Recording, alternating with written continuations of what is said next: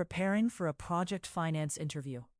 You've reached Candy Mentor, and this video is for you. We'll walk through 15 key questions you're likely to face. For each one, you'll see what the interviewer is testing, the core concepts you should cover, and a sample answer. Subscribe, like, and share, and drop a topic request in the comments. Question 1. What is project finance, and how is it different from corporate finance? The interviewer wants to assess your understanding of the core financing model, repayment source, risk, ring fencing, and why lenders analyze projects differently from corporate borrowers. While answering, focus on asset-level cash flows, special purpose vehicles, limited recourse, contract-backed revenues, lender protections, and the distinction between sponsor credit risk and project credit risk. Project finance is lending to a specific asset or project, usually through a special purpose vehicle, where debt is repaid primarily from project cash flows. Unlike corporate finance, lenders rely less on the sponsor's balance sheet and more on contracts, permits, technical feasibility, and downside cases. The structure is often non-recourse or limited recourse. I'd emphasize that risk allocation, cash waterfall, and debt sizing are the heart of the analysis. Question 2. Walk me through the typical life cycle of a project finance transaction. This question evaluates whether you understand the full deal process from development through financial close, construction, operations, monitoring, and eventual refinancing or maturity.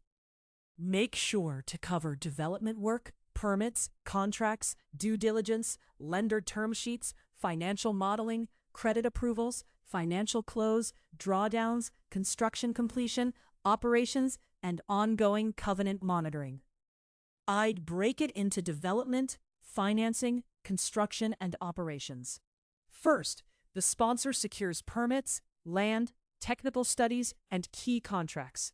Then, lenders conduct due diligence, negotiate terms, build the model, and reach financial close. During construction, debt is drawn against milestones and monitored closely. Once completion tests are passed, the project enters operations and repays debt from cash flow. Over time, sponsors may refinance if risk falls and cash flows stabilize. Question 3. Why do project finance deals usually use a special purpose vehicle? The interviewer is testing your understanding of legal structure, bankruptcy remoteness, asset isolation, limited recourse financing, and how lenders control project cash flows and obligations. In your answer, talk about separating the project from sponsor liabilities, owning project assets and contracts, enabling security packages, restricting leakage, and creating a clean borrower for lenders. The SPV is used to isolate the project legally and financially. It owns the assets, signs the major contracts, borrows the debt, and receives project revenues. That gives lenders a cleaner credit box. They underwrite one asset and its cash flows, rather than the sponsor's entire business. It also supports security over shares, accounts, contracts, and assets. Practically, the SPV helps enforce covenants, control distributions, and protect lenders if the sponsor faces unrelated financial stress.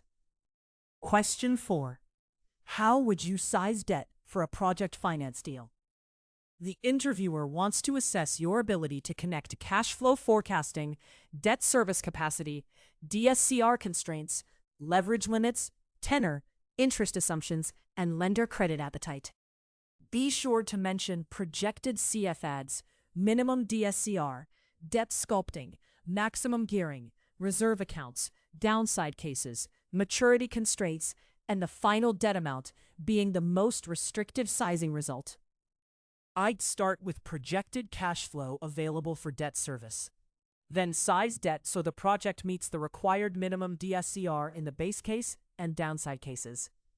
If lenders require a 1.30 times DSCR, annual debt service cannot exceed CFADS divided by 1.30.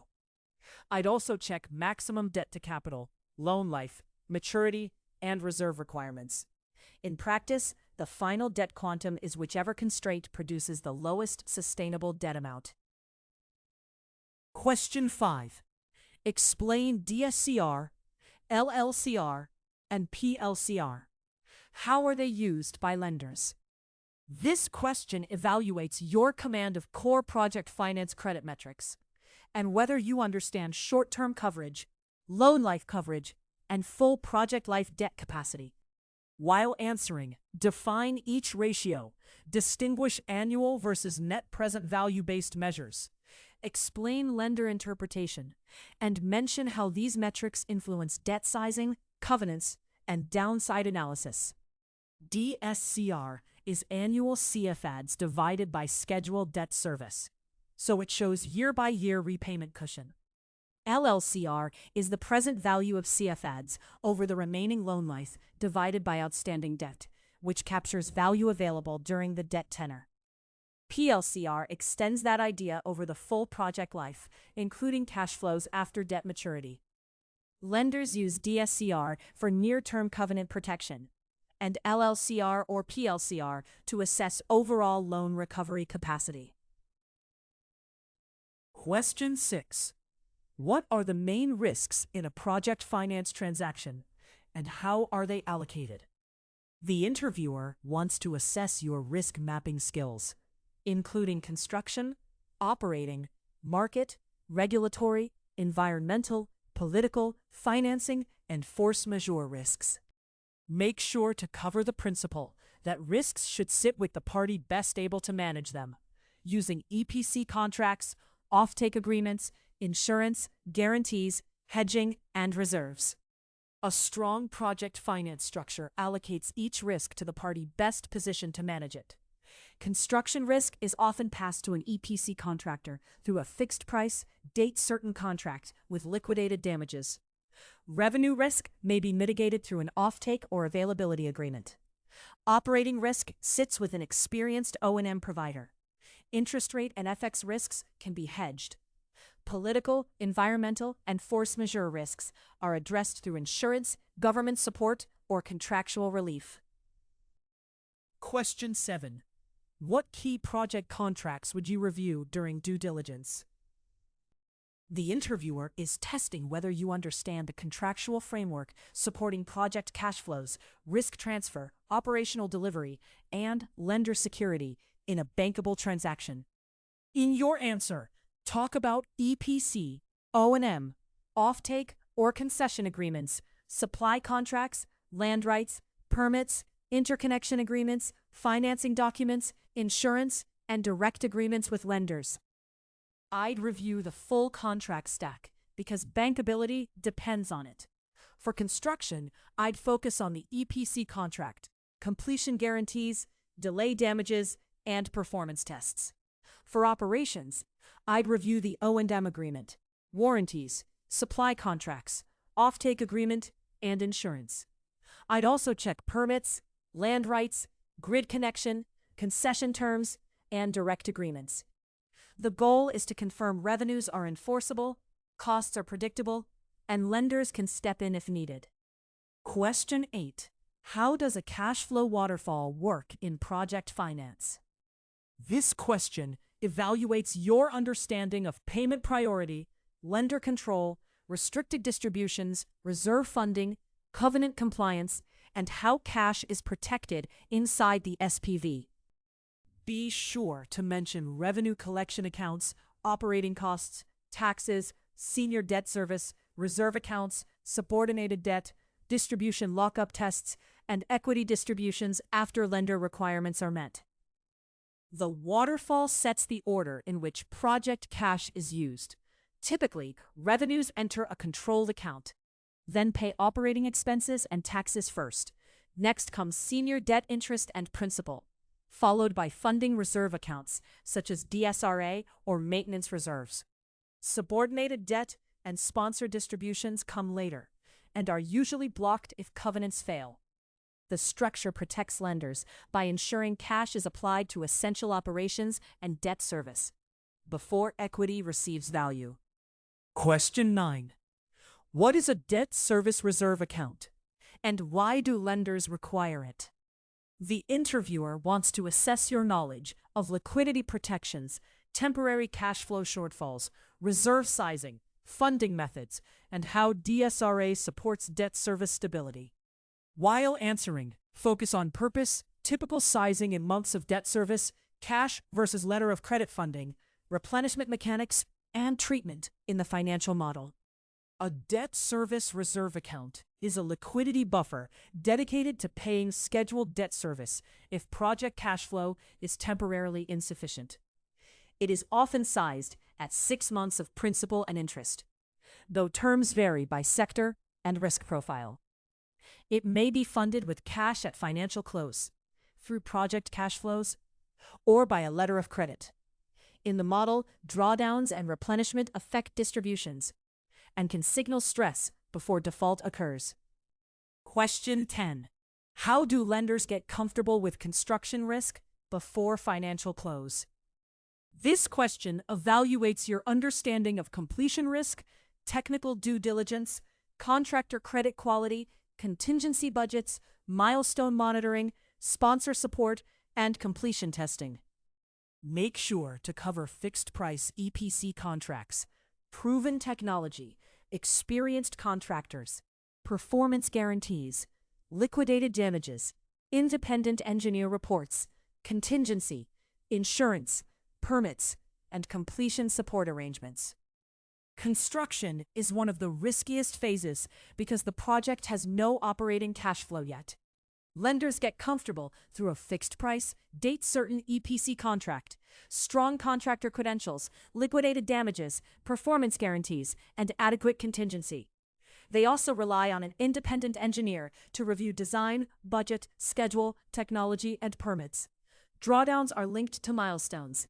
In higher-risk deals, lenders may require sponsor completion support until technical and financial completion tests are passed.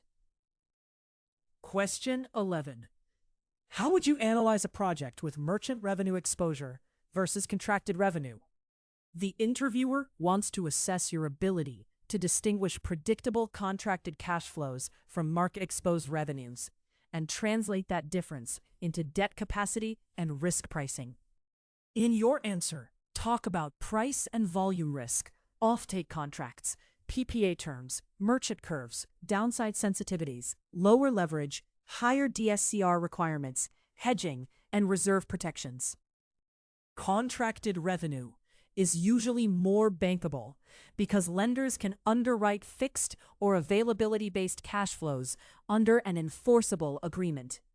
Merchant revenue creates exposure to market prices and volumes, so I'd spend more time on price forecasts, historical volatility, dispatch assumptions, and downside cases. A merchant project typically supports lower leverage, higher DSCR thresholds, shorter tenor, or hedging requirements. The key is converting revenue uncertainty into conservative debt sizing and stronger liquidity protections. Question 12. What makes a PPP or concession project bankable? This question evaluates your understanding of public-private partnership structures, concession rights, government counterparty risk, availability payments, demand risk, termination regimes, and lender step-in protections. Be sure to mention concession term, payment mechanism, government credit quality, risk allocation, performance standards, change in law protection, termination compensation, direct agreements, and transparent procurement. A PPP is bankable when the concession creates predictable, enforceable cash flows and allocates risks sensibly. I'd look at the payment mechanism first. Availability payments are usually easier to finance than pure traffic or demand risk. Government credit quality, termination compensation, change in law protection, and step-in rights are critical. Lenders also need clear performance standards, permitted tariff adjustments where relevant, and a concession term long enough to repay debt with adequate coverage. Question 13. What does debt sculpting mean in a project finance model? The interviewer is testing your understanding of matching debt service to projected cash generation using target DSCRs, and building repayment schedules that maximize sustainable leverage. While answering, focus on CFADS, target DSCR, variable principal repayment, Seasonality, cash flow matching, minimum coverage constraints, and how sculpting differs from straight-line amortization. Debt sculpting means shaping principal repayments around the project's expected CFADS instead of using a flat amortization profile. If a project has stronger cash flows in later years, principal can be back-ended while still meeting a target DSCR. The calculation usually sets debt service equal to CFADS divided by the target DSCR, then subtracts interest to derive principal. It helps maximize debt capacity while keeping coverage consistent across the loan life. Question 14. What sensitivities would you run in a project finance model before recommending a deal? The interviewer wants to assess your practical modeling judgment, downside thinking, credit discipline, and ability to identify variables that drive cash flow and debt service resilience.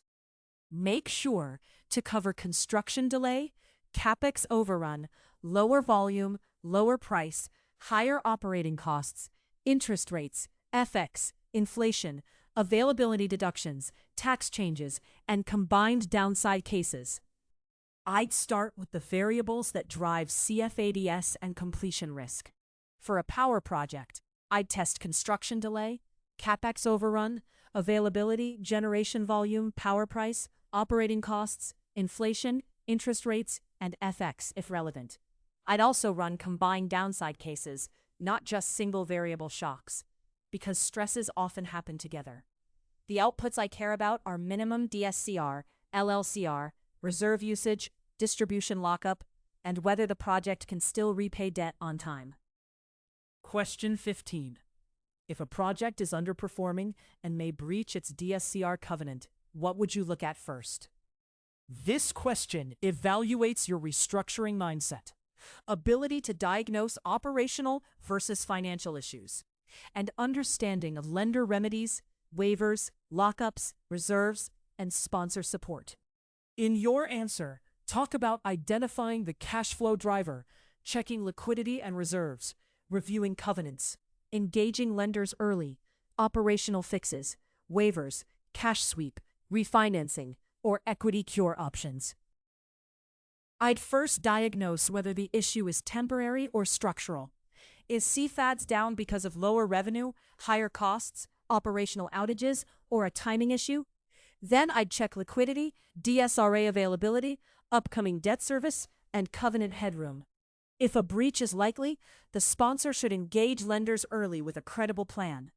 Possible solutions include cost fixes, waiver requests, distribution lockup, cash sweep, equity cure, refinancing, or debt rescheduling if cash flows are permanently lower. If you are still with us, congratulations. You are much ahead of the rest and serious about preparing for your interview. We hope we were able to add value to your preparation and create some helpful content. Do not forget to like and share this video.